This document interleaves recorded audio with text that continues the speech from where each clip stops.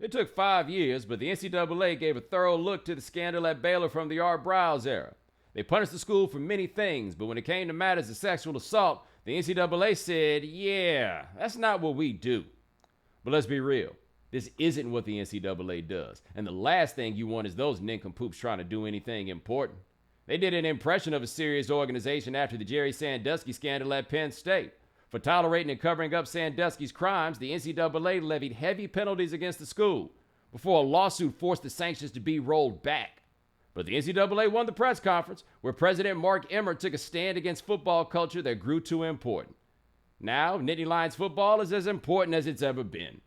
The NCAA shouldn't have gotten involved. It is not qualified to handle criminal matters, nor has it earned enough trust for any of us to believe its findings.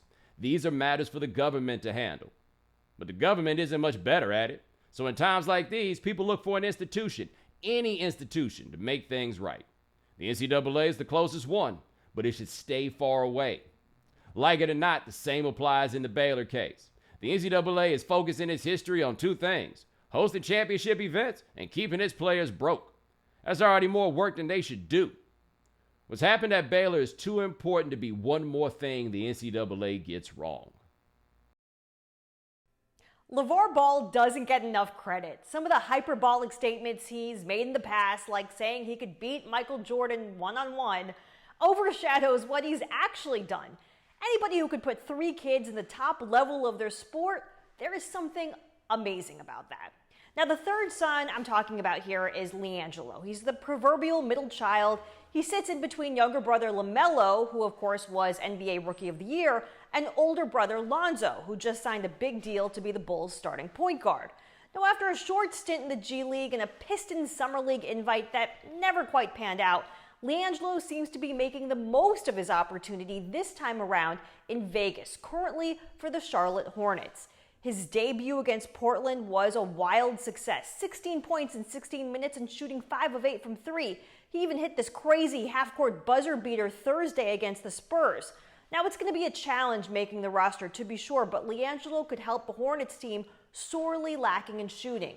Now, LeVar might not be able to beat Jordan one-on-one, but he just might have 2 kids on MJ's team, LaMelo and LiAngelo, and that is a feat unto itself. We can say many things about LeBron James, and frankly, we have. But now we can say something about James that perhaps has never been said about anyone else. He has a highly developed sense of loyalty to his draft class. Why? I don't know. But think about it. In choosing to join the Heat in 2010, LeBron, the first overall pick in 2003, linked himself forever with Chris Bosh, the 4th pick, and with Dwayne Wade, the 5th pick. Together, that mighty troika would win 2 NBA titles. Now, all these years later, LeBron is joining forces with the 3rd overall pick from 2003, Carmelo Anthony. Together, they will be making a run at another title, which would be Carmelo's 1st, LeBron's 5th. No, it doesn't matter that they're both pushing 40. Who cares? These men are giants of the 2003 draft.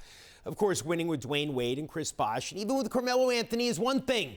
If LeBron really wants to prove his fidelity to the Brotherhood of 03, he must go a step further. Who's the one guy from the top 5 of that draft we haven't mentioned? Oh, yes, the number 2 pick by Detroit, Darko Milicic, who is now a successful apple farmer. If LeBron really wants to impress, he'll make sure Darko leaves the orchard and returns to the court to claim his title. There's only one problem with our scenario. Darko already has an NBA title from 2004. He was the guy who won one first in his first season. But now it's time for number 2. And frankly, it's up to LeBron to make the triumph of the '03ers complete. Thanks for watching ESPN on YouTube. For live streaming, sports, and premium content, subscribe to ESPN+.